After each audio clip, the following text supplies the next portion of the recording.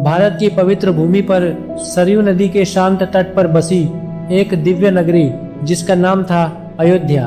एक ऐसी नगरी जहां हर सुबह सूरज की किरणें सोने से चमकते मोहल्लों पर पड़ती थीं और पूरा शहर मानो स्वर्ग सा दिखता था।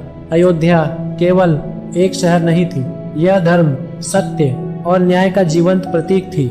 साफ सुथरी सड़कें, खुशहाल लोग, हर घर में शांति, हर दिल में संतोष।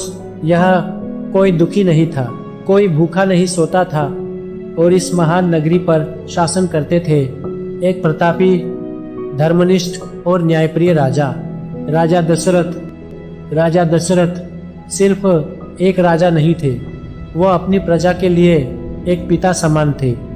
उनकी वीरता की गाथाएं चारों दिशाओं में गूंजती थी। कहा जाता है कि वह इतने कुशल योद्धा थे कि अपने रथ को एक साथ कई दिशाओं में मोड़ सकते थे, इसीलिए उनका नाम पड़ा दशरथ। जब भी अधर्म बढ़ता, जब भी असुरों का आतंक फैलता, राजा दशरथ अपने धनुष बाण के साथ युद्धभूमि में उतरते। उनकी एक गर्जना शत्रुओं के हृदय में भय पैदा कर देती। उनके राज्य में हर व्यक्ति सुखी था, न कोई अन्याय, न कोई भय। अयोध्या वास्तव में धरती पर स्वर्ग थी, लेकिन इतनी खुशियों के बीच एक ऐसा दुख था जो राजा दशरथ के हृदय को हर पल पीड़ा देता था। राजा दशरथ की 3 रानियां थीं, कौशल्या, कैकेयी और सुमित्रा। पर वर्षों बीत जाने के बाद भी उन्हें संतान का सुख प्राप्त नहीं हुआ। महल के विशाल कक्षों में जहाँ कभी बच्चों की हंसी गूंजनी चाहिए थी, वहाँ केवल सन्नाटा था। राजा दशरथ अक्सर अकेले बैठकर सोचते, मेरे बाद इस राज्य का क्या होगा। एक दिन राजा दशरथ अपने गुरु के पास पहुंचे। उन्होंने अपने मन की पीड़ा व्यक्त की। गुरु ने मुस्कुराकर कहा, राजन, चिंता मत कीजिए, ईश्वर अवश्य आपकी प्रार्थना सुनेंगे। गुरु के कहने पर राजा दशरथ ने एक विशेष यज्ञ का निर्णय लिया। पुत्र प्राप्ति के लिए एक दिव्य यज्ञ पूरी अयोध्या नगरी को सजाया गया। हर ओर मंत्रों की गूंज थी।